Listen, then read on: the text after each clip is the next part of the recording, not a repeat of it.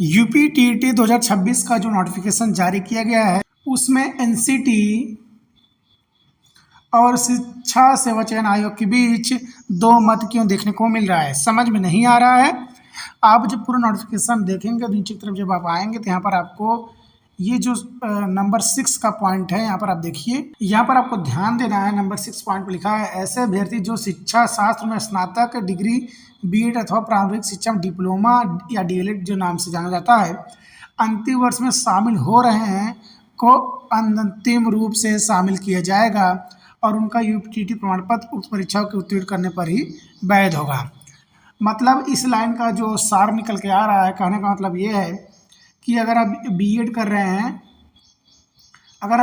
रहे हैं तो आप सेकेंड ईयर में अगर होंगे तब जाकर आप यूपी टेट 2026 के लिए पात्र होंगे, मतलब इस परीक्षा में बैठने के लिए पात्र होंगे। अगर आप फर्स्ट ईयर में हैं तो आप इसके लिए योग्य नहीं है, मतलब यूपी टेट 2026 के फॉर्म अप्लाई करने के लिए योग्य नहीं है।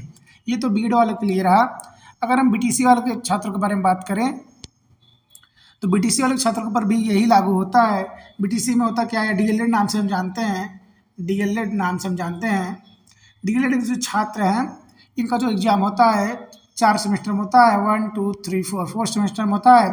2 सेमेस्टर को हम फर्स्ट ईयर में रखते हैं और 2 सेमेस्टर को हम सेकेंड ईयर में।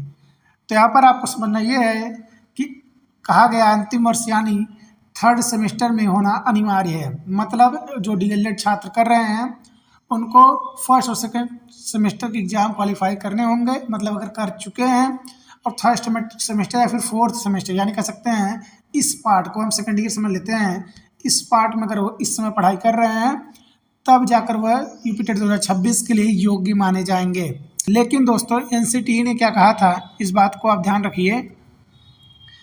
एनसीटी का जो मानक था, जो बदलाव किया गया था उसमें साफ साफ ये कहा गया था कि जो भी छात्र यूपी बीएड कर रहे हैं, बीएड हो या फिर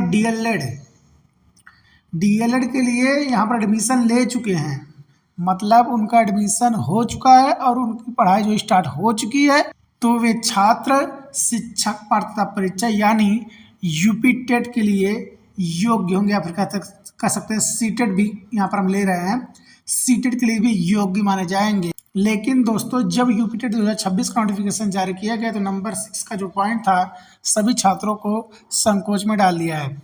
अब एनसीटी और शिक्षा सेवा चयन आयोग के बीच एक बहस देखने को मिल सकती है।